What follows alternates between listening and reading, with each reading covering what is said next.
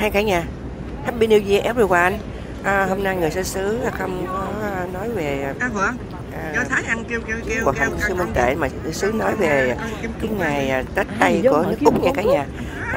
Đêm hôm qua là đêm 31 Tây, gia đình người xứ xứ có đi lên City để xem đốt pháo bông đó, rất là vui cả nhà ơi. Một năm một lần, năm nay cũng đi hết đó cả nhà. Đi để coi, đi lên thành phố về đêm, sau đó là mình đợi đốt pháo bông mà đốt rất là nhiều lần nha cả nhà. 9 giờ đốt, 12 giờ đốt tất cả chỗ nhiều nơi, Darling Harbour, Harbour Bridge, rất nhiều chỗ lắm cả nhà. Thì đốt buổi tối 9 giờ cho trẻ em coi, sau đó thì 12 giờ khuya đốt cho người lớn coi. Ra Úc này nó phân biệt lắm nha, nó tác động trẻ em, sợ trẻ em thức khuya đó, nên nó phải đốt trước.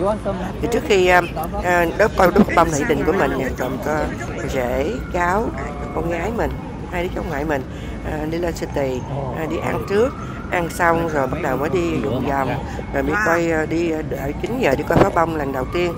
12 giờ khuya thì một lát mình mới quay nha cả nhà. Cả nhà nhìn nè, những con ngựa rất là to lớn mà cảnh sát của Úc đó, police của Úc nó cởi đặt đi vòng vòng giữ trật tự đó cả nhà. Mình quay sơi ở thành phố Sydney cho cả nhà xem.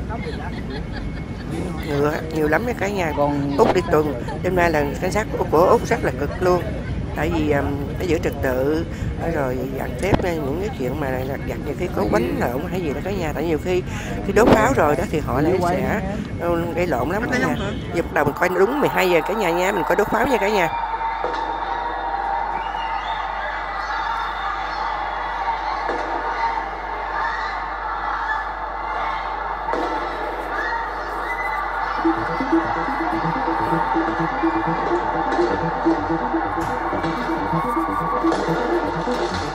Happy New Year everyone, Happy New Year in the world, Happy New Year Australia, Happy birthday mọi người nha.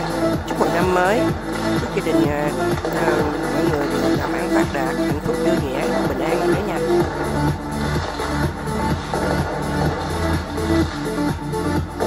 Pháo bông của Việt Nam thì mình không biết có đẹp không, nhưng mà nước là rất là đẹp nha cả nhà.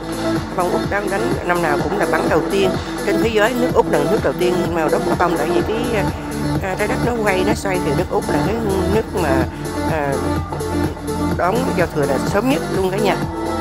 Sau đó là tới Việt Nam hay là Trung Quốc gì đó, mình nhớ là Úc là trước nhất.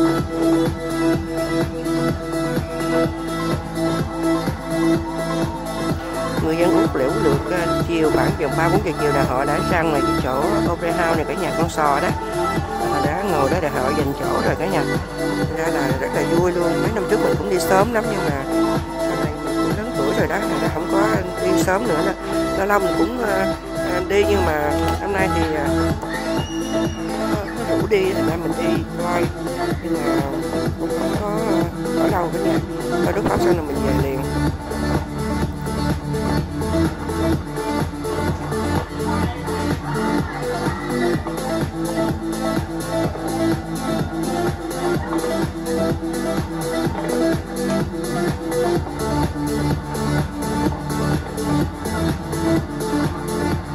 Một năm mới bắt đầu cho những cái tốt đẹp nhất nha cả nhà. Những cái chuyện gì năm cũ mình cho bỏ qua hết.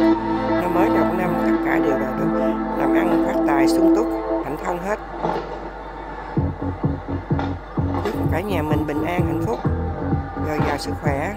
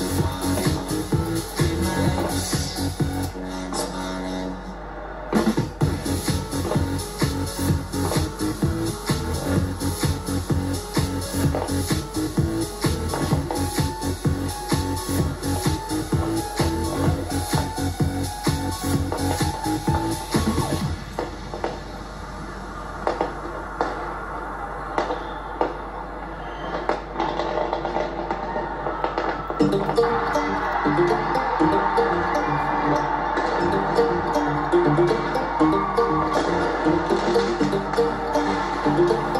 mừng các bạn đến với năm mới 2025, năm mới tràn bình an hạnh phúc.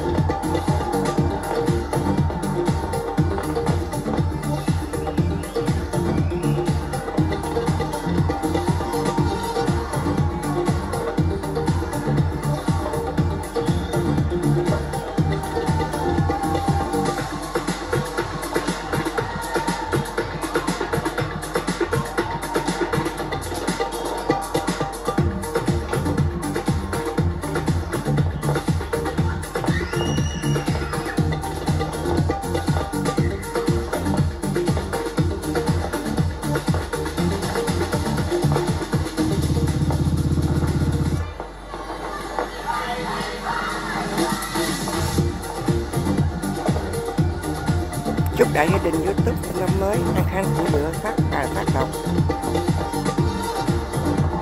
mọi điều may mắn trong cuộc sống.